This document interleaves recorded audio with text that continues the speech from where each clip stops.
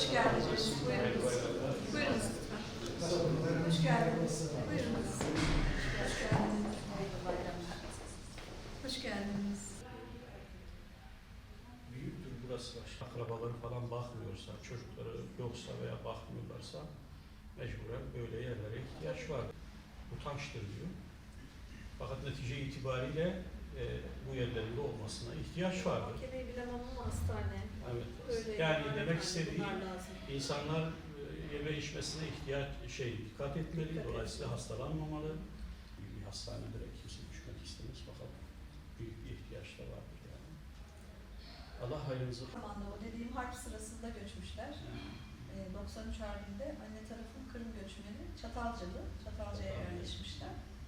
Ben ihtiyar sözcüğünü bilinçli kullanıyorum. İhtiyar güzel bir söz. Aslında seçkinlerimiz demek anlamına da geliyor. Bugün herhalde hava yağmurlu olduğu için içeride olurlar. Daha çok içerideler. Evet. Biz inşallah onları da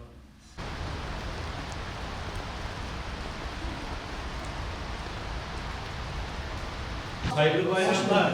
Hoş bulduk. Allah razı olsun. Nasılsınız? İyisiniz. Hem bayram günüdür hem de cuma günü. Evet.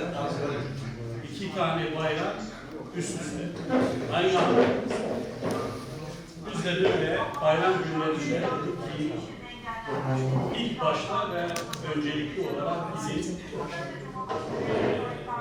bu amcalarımızı ziyaret edelim. Onların bayramını kutlayalım. Ondan sonra kendi akraba, aile, çocuklarımız, teşkilatlarımızla bayramlaşalım. Şöyle arz edeyim. Bebekken büyüye bırakılmış olan büyüklerimiz rahatsız bir şekilde.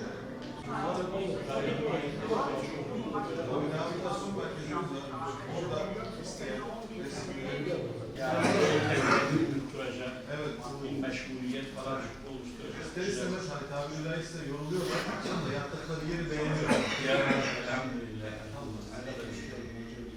Gerçekten bu hizmetler çok değerli. Allah razı olsun.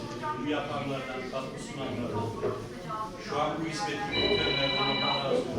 Yani eğer sen mutlu olmak istiyorsan, ailenle huzurlu ve mutlu olmak istiyorsan, başkalarını mutlu edeceksin. Onların mutlu olacağı bir şeyler yapacaksın ki kendin de mutlu olasın.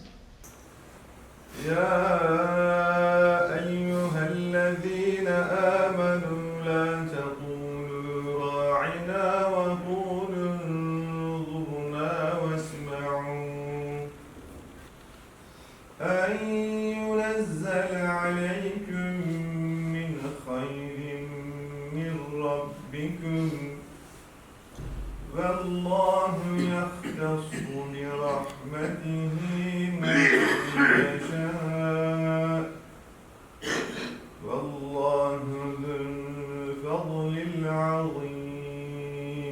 Ehli imanın bir cümle geçmişlerinin ruhu içinde bir hasta ya Rabbi. Senin rızan için. El Fatiha.